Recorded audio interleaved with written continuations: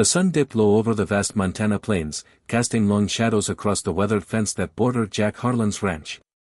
Jack, a man in his late 60s with calloused hands and a heart scarred by loss, stood at the edge of his property, staring at the horizon as he did every evening.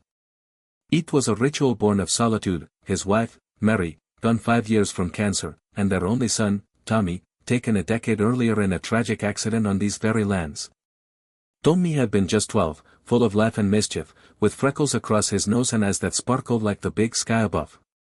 Jack's days blurred into one another now, tending to cattle and mending fences, but tonight, something caught his eye, a small figure huddled against the wire, thin and trembling in the chill wind. At first, Jack thought it was a trick of the light, a ghost from his memories. But as he approached, squinting through the fading daylight, he saw it was a boy, no more than 10 or 11.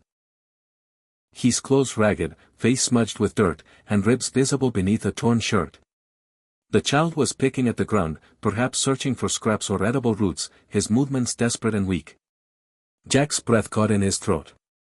The boy's hair was tousled just like Tommy's had been, the same sandy blonde, and those eyes, white, blue, and haunted, mirrored his son's so perfectly it felt like a punch to the gut. "He looks exactly like my son who passed," Jack whispered to himself, the words escaping before he could stop them. His voice cracked, echoing in the empty air. Shaking off the shock, Jack called out gently, "Hey there, kid. You lost?" The boy startled, scrambling back like a frightened animal, but he didn't run. Hunger had sapped his strength. Jack raised his hands in peace. "I ain't gonna hurt ya. Nah, Miss Jack. This here's my ranch. You look like you could use a meal." The boy's gaze darted to the house in the distance, where warm light glowed from the windows, then back to Jack. After a long pause, he nodded faintly, too weary to speak. Jack led him inside, the boy's steps hesitant on the creaky porch. The kitchen smelled of fresh bread Jack had baked that morning, a habit from Mary's days. He set a plate of stew and cornbread before the child, who devoured it with the ferocity of someone who'd gone days without food. Between bites, the story trickled out. His name was Eli, from a small town 50 miles east. His father had died in a mining accident 2 years back, and his mother, overwhelmed by grief and debt, had sent him to live with relatives who turned out to be no better, harsh, neglectful, and quick with their fists. Eli had run away 3 days ago, hitchhiking and walking, surviving on berries and whatever he could scavenge. "I didn't mean to trespass, sir," Eli mumbled, wiping his mouth. "Used, the fence looked safe." Jack listened, his own pain resurfacing like an old wound. Eli's tale echoed fragments of his life, the loss of a parent, the isolation of rural hardship. But as Eli spoke, Jack noticed more similarities, the way the boy tilted his head when thinking, the shy smile that peeked through his fear. It was uncanny, almost divine. That night, Jack offered Eli the guest room, once Tommy's, with its faded posters of cowboys and stars. "Just for tonight," Jack said, but deep down, he wondered if fate had brought this boy to his fence for a reason. The next morning, Jack woke to the sound of clattering in the barn. Eli was already up, trying to feed the horses, his small hands fumbling with the hay. "Figured I should earn my keep," Eli said sheepishly. Jack chuckled, the first real laugh in years, and showed him how it's done. Over breakfast, they talked more. Eli dreamed of being a rancher someday, just like his pa had been before the mines. "But ma says dreams don't pay bills," he added sadly. Jack felt a stir in his chest. Selflessness had always been Mary's way, helping neighbors during hard winters, sharing harvests with the needy. He'd forgotten that amid his grief. "Dreams are what keep us going," coma, Jack replied. "Let me show you around." Days turned into a week. Eli helped with chores, his energy infectious. Jack taught him to ride, mend fences, and even bake Mary's apple pie recipe. The boy blossomed, color returning to his cheeks, laughter filling the quiet house. But one evening, as they sat on the porch watching the stars, Eli confessed, "I gotta go back, Mr. Jack. Ma might be worried." Jack's heart sank. He'd grown attached, seeing Tommy in every grin and question. That night, he couldn't sleep, pacing the floor. What if Eli's mother couldn't care for him? What if the relatives hurt him again?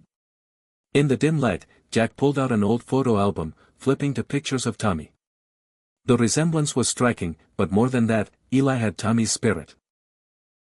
Curious, kind, resilient. The unexpected turn came the next day. Jack drove Eli to town to call his mother. On the phone, her voice was frail, admitting she'd lost her job and was facing eviction. "I can't take him back yet," she sobbed. "But I don't want him in the system." Jack froze, a profound realization hitting him. This wasn't just about feeding a starving boy. It was a chance to heal, to extend the kindness he'd wished for his own family. Tommy's death had left him broken, selfish in his isolation, but Eli's arrival reminded him of humanity's power, the way one act could ripple outward, mending souls. Back at the ranch, Jack sat Eli down. "Son, how'd you feel about staying here a while longer? Maybe permanent like." Eli's eyes widened. "But, why me?" Jack swallowed hard, tears welling.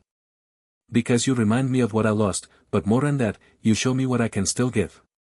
Life took my boy, but maybe it's given me another chance to be a father." Eli hugged him fiercely, the first real embrace Jack had felt in years. The climax unfolded over the following months. Jack contacted social services, using his savings to hire a lawyer. It wasn't easy: paperwork, visits, doubts from officials about an old widower adopting. But Jack's neighbors rallied, vouching for his character, sharing stories of his past generosity. Eli's mother, grateful, agreed to visitation rights, seeing the stability Jack offered. When crisp autumn day, in the county courthouse, the judge banged the gavel, adoption approved. Jack knelt before Eli, placing Tommy's old cowboy hat on his head. "Welcome home, son." Eli beamed, whispering, "Thanks, Dad." In that moment, compassion transformed them both. Jack's grief softened into purpose, Eli's fear into belonging. Years passed, and the ranch thrived under their care. Eli grew tall and strong, helping expand the land into a community hub where struggling families could find work and meals. Jack, once a recluse, became a mentor, teaching kids about resilience and kindness. On quiet evenings, they'd sit by the fence where it all began, estar gasing. "You know, Eli," Jack would say, "sometimes the universe sends us exactly what we need, wrapped in the unexpected." And so, in the heart of America's wide-open spaces, a widowed rancher and a starving boy proved that selflessness could bridge the deepest divides. Their story whispered to the world: in acts of humanity, we find not just survival, but rebirth, hopeful, inspiring, and eternally connected.